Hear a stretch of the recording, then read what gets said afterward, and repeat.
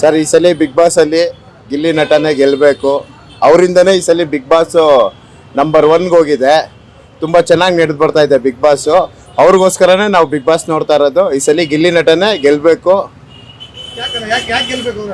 Sir. ಅವನ ಹತ್ರ talent ಇದೆ, ತುಂಬ ಅದ್ಭುತವಾಗಿ ಎಲ್ಲರೂ ನ್ಯಾಚುರಲ್ ಆಗಿ ಇದು ಮಾಡ್ತಾರೆ. ಅವ್ರು ಯಾವುದೇ ಆ್ಯಕ್ಟಿಂಗ್ ಆಗಲಿ ಇನ್ನೊಂದಲ್ಲ, ನ್ಯಾಚುರಲ್ ಆಗಿ ಹೆಂಗೆ ಒಬ್ಬ ಹಳ್ಳಿ ಹುಡುಗ ಯಾವ ಥರ ಇರ್ತಾನೆ ಆ ರೀತಿ ಇರ್ತಾರೆ. ನೀವು ನೋಡ್ಬೋದು, ಬೇರೆಯವರೆಲ್ಲ ಬಂದವರೆಲ್ಲ ಅಲಂಕಾರವಾಗಿ ಬಟ್ಟೆ ಹಾಕ್ಕೊಂಡು ಇದು ಅವ್ರು ಹಂಗಲ್ಲ. ಅವ್ರು ನ್ಯಾಚುರಲ್ ಆಗಿ ಇವಾಗ ನಾವು ಮನೆಗಳಲ್ಲಿ ಹೆಂಗಿರ್ತೀವಿ ಅದೇ ರೀತಿ ಒಬ್ಬ ಹಳ್ಳಿ ಹುಡುಗ ಯಾವ ರೀತಿ ಇರ್ತಾನೆ ಅದೇ ರೀತಿ ಇದ್ದಾರೆ. ಬಿಗ್ ಬಾಸಲ್ಲಿ ಕೂಡ ಅದೇ ರೀತಿ ಇದ್ದಾರೆ ಅಂತ ನಾವು ಅಂದ್ಕೊಂಡಿದ್ದೀವಿ. ಆದ್ದರಿಂದ ಅವರೇ ಗೆಲ್ಲಬೇಕು ಅಂತ ಅಷ್ಟೇ. ಅಂದರೆ ಈಗ ಅದರಿಂದನೇ ಕೆಲವರಿಗೆ ಹಾಟ್ ಆಗ್ತದೆ ಅಂತ ಒಳಗಡೆ ಕಾಮಿಡಿ ಮಾಡೋದು ಸರ್.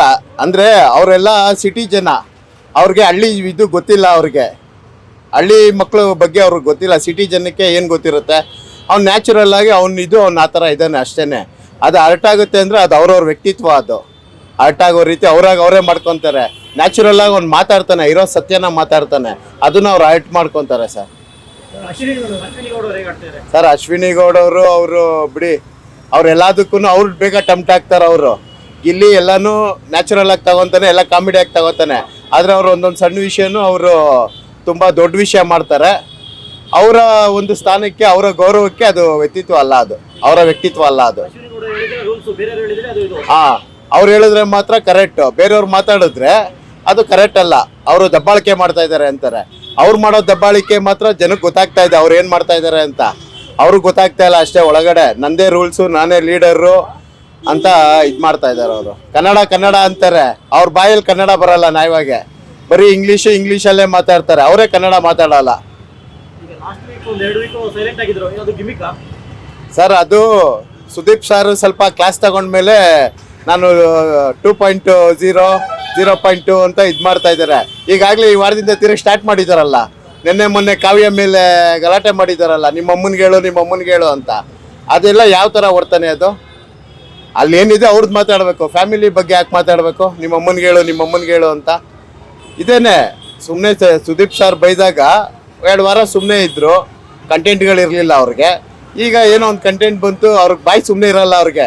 ಇವಾಗ ತಿನ್ನೋ ಚಪ್ಪಲ ಅಂತಾರಲ್ಲ, ಅವ್ರಿಗೆ ಮಾತಿನ ಚಪ್ಪಲ ಅವ್ರಿಗೆ ಅಷ್ಟೇ.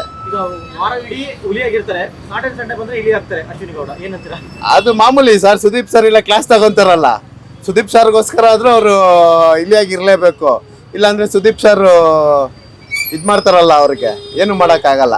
ಅವರ ವ್ಯಕ್ತಿತ್ವ ಅದೇ, ಅವ್ರವ್ರ ವ್ಯಕ್ತಿತ್ವನ ಅವ್ರವರೇ ತೋರಿಸ್ತಾರೆ ಸರ್. ಚೈತ್ರ ಅವರು ಬಿಡಿ ಸರ್, ಹೋದ ಸೀಸನಲ್ಲೂ ನೋಡಿದ್ದೀವಿ, ಏನು ಚೇಂಜಸ್ ಇಲ್ಲ. ಹೋದ ಸೀಸನ್ ಏನಿದ್ದಾರೆ ಅದೇ ಇದ್ದಾರೆ ಅವರು, ಏನು ಚೇಂಜಸ್ ಇಲ್ಲ. ಅವ್ರದ್ದು ಮಾತು ಅಷ್ಟೇ ಅವ್ರದ್ದು. ಅದ್ರ ಬಗ್ಗೆ ನೀವೇ ನೋಡಿದ್ದೀರಾ ಯಾವ ಥರ ಅಂತ. ಸಡನ್ನಾಗಿ ಅವರೇ ಚೇಂಜ್ ಆಗೋದ್ರು, ಅವರೇ ಇದಾಗೋದ್ರು. ನೋಡಿ, ಗಿಲ್ಲಿನ ನೀನು ನನ್ನ ಸವಾಸಕ್ಕೆ ಯಾಕಂದರೆ ಗಿಲ್ಲಿನ ಅವ್ರ ಮಾತಲ್ಲಿ ಕಟಾಕಕ್ಕಾಗಲ್ಲ. ಅದಕ್ಕೆ ನೀನು ನನ್ನ ಸವಾಸಕ್ಕೆ ಬರಬೇಡ, ನಾನು ನಿನ್ನ ಸವಾಸಕ್ಕೆ ಬರಲ್ಲ ಅಂತಾರೆ.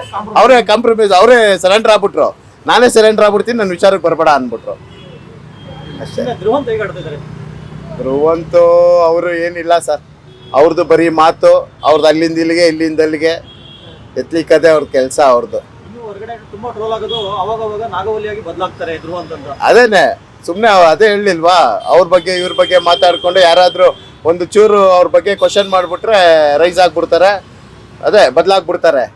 ಹಾಂ, ನಾನು ಹಂಗೆ ಮಾಡಿಲ್ಲ ಹಿಂಗೆ ಮಾಡಿಲ್ಲ ಅಂತ ಅಷ್ಟೇ ಸರ್. ರಕ್ಷಿತಾ ಆಟ್ಲಿ ಆ ಹುಡುಗಿನೂ ಪರವಾಗಿಲ್ಲ ಬಿಡಿ. ಆ ಹುಡುಗಿನೂ ಇರೋದ್ರಲ್ಲಿ ನ್ಯಾಚುರಲ್ ಆಗಿ ಸತ್ಯ ಏನಿದೆ ಅದನ್ನ ಮಾತಾಡಿಕೊಂಡು ಇದೆ. ಆ ಹುಡುಗಿದು ಏನು ಇದಿಲ್ಲ. ಆ ಹುಡುಗಿನೂ ಓಕೆ ಸರ್. ಸರ್ ಅದು ನೋಡೋರ್ಗೆ ಅನಿಸುತ್ತೆ, ನಮ್ಗೇನು ಆ ಥರ ಅನಿಸಿಲ್ಲ ಡಬಲ್ ಸ್ಟ್ಯಾಂಡ್ ತಗೊತಾರೆ ಅಂತ. ಇರೋದ್ರಲ್ಲಿ ಓಕೆ. ಆ ಹುಡುಗಿನೂ ಸತ್ಯ ಮಾತಾಡಿಕೊಂಡು ಇರೋದ್ರಲ್ಲಿ ಸತ್ಯದ ಕಡೆ ಮಾತಾಡುತ್ತೆ. ಇರೋದ್ರಲ್ಲಿ ಓಕೆ ಸರ್. ಆ ಹುಡುಗಿನೂ ಸರ್. ಧನುಷು ಸೈಲೆಂಟು ಬಿಡಿ, ಯಾವ ವಿಚಾರಕ್ಕೂ ಹೋಗಲ್ಲ. ಅವ್ರ ಪಾಡ್ಗೆ ಅವ್ರದ್ದು ಆಟ ಏನಿದೆ ಅದು ಆಡ್ತಾರೆ ಅಷ್ಟೇ. ಅವ್ರ ಮಾತು ಕಮ್ಮಿ, ಸೈಲೆಂಟು, ಏನೂ ಇಲ್ಲ ಅವ್ರದ್ದು. ಅವ್ರಿಗೆ ಗೆಲುವು ಕಷ್ಟನೇ ಸರ್. ಆ ಥರ ಇದ್ದರೆ ಅವ್ರು ಬರೀ ಆಟ ಅಷ್ಟೇ. ನಾನು ಆಟ ಇದ್ದಾಗ ನಾನು ಆಟ ಆಡ್ತೀನಿ, ಇಲ್ದಾಗ ನನ್ನ ಪಾಡಿಗೆ ನಾನು ಇರ್ತೀನಿ ಅನ್ನೋ ಥರ. ಯಾವುದೇ ಕಾಂಟ್ರವರ್ಸಿನೂ ಬೇಡ, ನನಗೇನು ಬೇಡ ಅಂತ ಸೈಲೆಂಟ್ ಆಗಿದ್ದಾರೆ ಅಷ್ಟೇ. ರಾಶಿಕಾ ಸೂರಜು ಬಿಡಿ ಸರ್, ಅವ್ರು ಒಂಥರ ಜೋಡಿ ಅಕ್ಕಿಗಳು. ಅವ್ರು ಇಬ್ಬರು ಕಿತ್ಲಾಡ್ತಾರೆ, ತಿರ್ಗಿ ಆಮೇಲೆ ಅವ್ರಿಗೆ ಅವರೇ ಕಾಂಪ್ರಮೈಸ್ ಆಗ್ತಾರೆ. ಕಿತ್ತಾಡ್ಕೊಂಡು ಅವರೇ ಕಾಂಪ್ರಮೈಸ್ ಆಗ್ಬಿಡ್ತಾರೆ, ಯಾರು ಬೇಕಾಗಿಲ್ಲ. ನಾವು ಕಳೆದ ಸೀಸನ್ ಅಲ್ಲಿ ನೋಡಿರ್ಬೋದು, ಈಗ ಒಂದು ವಾರದಿಂದ ಸೀಸನ್ ಅಲ್ಲಿ ಇಬ್ರು ಕ್ಯಾಪ್ಟನ್ಸಿಗೆ ಕಿತ್ತಾಡಿದ್ರು, ಹಂಗೆ ಹಿಂಗೆ ಅಂತ ದೊಡ್ಡ ಮಟ್ಟಿಗೆ ಕಿತ್ತಾಡಿದ್ರು, ಬಟ್ಟೆನೆಲ್ಲ ತಗೊಂಡೋಗಿ ಸ್ವಿಮ್ಮಿಂಗ್ ಪೂಲ್ಗೆ ಹಾಕಿದ್ರು. ಆಮೇಲೆ ನೋಡಿದ್ರೆ ಅವರೇ ಕೂತ್ಕೊಂಡು ಅವರೇ ಸರಿ ಹೋದ್ರು. ಅಡ್ವರ್ಟೈಸ್ ಮುಂಚೆ ಜಗಳ ಆಡ್ತಾರೆ, ಜಗಳ ಅದೇನೆ, ಆಮೇಲೆ ಸರಿ ಹೋಗ್ತಾರ ಅವರು ಆ ಥರ. ಈಗ ಸ್ಪಂದನ ಇಲ್ಲಿಂದ ಲಕ್ಕಿಂದಲೇ ಬಂದಿದ್ರು ಅಂತ ಹೇಳ್ತಾರೆ, ನಿಜನಾ? ಅದಂತೂ ನಿಜ ಸರ್, ಲಕ್ಕಲ್ಲೇ ಅವ್ರು ಹೋಗ್ತಾ ಇರೋದು ಬಿಡಿ. ಕಾಲು ಏಟಾಯ್ತು, ಅವಾಗ 2 ವಾರ ಹೆಂಗೋ ತಳ್ಳಿದ್ರು. ಇರೋದ್ರಲ್ಲಿ ಅವರು ನಿಜ ಲಕ್ಕಲ್ಲೇ ಹೋಗ್ತಾ ಇದ್ದಾರೆ ಅವ್ರು ಸದ್ಯಕ್ಕೆ.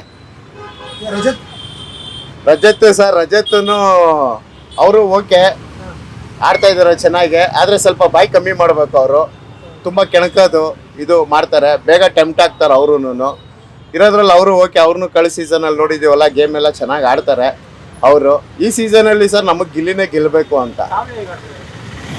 ಕಾವ್ಯ ಗಿಲ್ಲಿಯಿಂದ ಸ್ವಲ್ಪ ಮುಂದಕ್ಕೆ ಹೋಗ್ತಾ ಇದ್ದಾರೆ. ಗಿಲ್ಲಿ ಜೊತೆ ಇರೋದ್ರಿಂದ ಕಾವು ಅಂದ್ಕೊಂಡು ಗಿಲ್ಲಿ ಜೊತೆ ಹೋಗ್ತಾ ಇದ್ದಾರೆ. ಗಿಲ್ಲಿ ಇಲ್ಲ ಅಂದ್ರೆ ಕಾವ್ಯ ಇಲ್ಲ ಅಂತ, ನಿಜನಾ? ಅದು 50-50 ಸರ್. 50% ಗಿಲ್ಲಿಯಿಂದನೇ ಕಾವ್ಯ. ಗಿಲ್ಲಿ ಇಲ್ಲ ಅಂದಿದ್ರೆ ಇಷ್ಟೊತ್ತು ಕಾವ್ಯ ಹೋಗ್ಬಿಟ್ಟಿರೋರು. ಒಂದು 50% ಸೇವ್ ಆಗಿರೋದು ಗಿಲ್ಲಿಯಿಂದನೇ. ಈಗ ನಿನ್ನೆ ಕಾವ್ಯ ಕ್ಯಾಪ್ಟನ್ ಆದ್ರು, ಕಾವ್ಯ ಖುಷಿ ಪಡೋಕ್ಕಿಂತ ಗಿಲ್ಲಿ ಜಾಸ್ತಿ ಖುಷಿ ಪಟ್ಟರು ಕಾವ್ಯ ಕ್ಯಾಪ್ಟನ್ ಆಗಿದ್ದು. ಸರ್ ಅವನು ಆರ್ಟ್ಲಿ ಅವನು ಒಂದು ಫ್ರೆಂಡ್ಶಿಪ್ಗೆ ಯಾವ ರೀತಿ ಗೌರವ ಕೊಡಬೇಕು ಅದನ್ನು ಕೊಡ್ತಾ ಇದ್ದಾನೆ. ಬೇರೆಯವ್ರು ಏನು ಬೇಕಾದ್ರೂ ತಿಳ್ಕೊಬೋದು, ಆದರೆ ಅವನು ಸ್ನೇಹಕ್ಕೆ ಏನು ಗೌರವ ಕೊಡಬೇಕು, ಆ ಸ್ನೇಹದ ಬೆಲೆಗೆ ಅವನು ಖುಷಿ ಪಡ್ತಾ ಇದ್ದಾನೆ. ಬೇರೆಯವ್ರಾಗಿದ್ದಿದ್ರೆ ಇವಾಗ ನೀವು ಸೂರಜ್ದು ರಾಶಿಕತ್ ಕೇಳಿದ್ರಿ, ಅವ್ರು ಕ್ಯಾಪ್ಟನ್ ಆಗಿದ್ದು ಅವ್ರವರಲ್ಲೇ ಮನಸ್ತಾಪ ಬಂತು. ಆದರೆ ಗಿಲ್ಲಿ ಹಂಗೆ ಮಾಡಲಿಲ್ಲ, ಖುಷಿ ಪಟ್ಟ. ನಾನಾಗಿಲ್ಲ ಅಂದ್ರೂ ಕಾವ್ಯ ಆದ್ಲು ಬಿಡು ಅನ್ನೋದು ಖುಷಿ ಪಟ್ಲು. ಆ ಸ್ನೇಹಕ್ಕೆ ಬೆಲೆ ಕೊಡಬೇಕು ಸರ್. ಟಾಪ್ 5 ಯಾರು ಬರ್ಬೋದು ಸರ್? ಟಾಪ್ 5 ಗಿಲ್ಲಿ, ಕಾವ್ಯ, ಆಮೇಲೆ ರಘು ಬರ್ಬೋದು, ರಘು ಸರ್, ರಕ್ಷಿತಾ, ಅಶ್ವಿನಿ, ಅಶ್ವಿನಿ ಅವ್ರು ಬರ್ತಾರಾ? ಅಶ್ವಿನಿ ಅವ್ರು ಟಾಪ್ 5 ಬರ್ತಾರೆ. ಮಾತಲ್ಲೇ ಬಂದ್ಬಿಡ್ತಾರೆ ಬಿಡಿ ಅವರು, ಮಾತಲ್ಲೇ ಬಂದು ಮಾತಲ್ಲೇ ಬಂದ್ಬಿಡ್ತಾರೆ. ಜನಕ್ಕೆ ಗಿಲ್ಲಿದ್ದು ಅಶ್ವಿನಿ ಅವ್ರದ್ದು ಟಾಂಗ್ ನೋಡಕ್ ಇಷ್ಟಪಡ್ತಾರೆ. ಹೀರೋ ವಿಲನ್ ಆ ಥರ ಅವ್ರು ಹಂಗೆ ಇರ್ಬೇಕು ಅಂತಾರೆ. ಸರ್. ಅವ್ರ ವ್ಯಕ್ತಿತ್ವನೇ ಹಂಗೆ, ನಾವ್ ಹೇಳೋದ್ ಬೇಕಾಗಿಲ್ಲ, ಹಂಗೆ ಇರ್ಬೇಕು ಅಂತ. ಅವ್ರ ವ್ಯಕ್ತಿತ್ವನೇ ಹಂಗೆ. ಅಲ್ಲ, ಹಂಗಿದ್ರೆ ನೋಡಕ್ಕೂ ಚೆನ್ನಾಗಿರ್ಬೇಕು. ಅದೇ ಸರ್, ಇವಾಗ ಒಬ್ರು ಏನೋ ಒಂದು ಹೇಳ್ತಾ ಇದಾರೆ ಅದಕ್ಕೆ ಅದಕ್ಕೆ ಟ್ಯಾಂಕ್ ಕೊಡೋರು ಇದ್ರೇನೆ ಅದು ಜಟಾಪಟಿ ಆಗೋದು. ಏನು ಇಲ್ಲ ಅಂದ್ರೆ ಜಟಾಪಟಿ ಆಗಲ್ಲ. ಯಾರು ಗೆಲ್ಬಾರ್ದು ಈ ಸೀಸನ್? ಸರ್, ಗೆಲ್ಬಾರ್ದು ಅಂತ ಯಾರು ಹೇಳಲ್ಲ. ಅಶ್ವಿನಿ ಮೇಡಮ್ ಗೆಲ್ಬಾರ್ದು.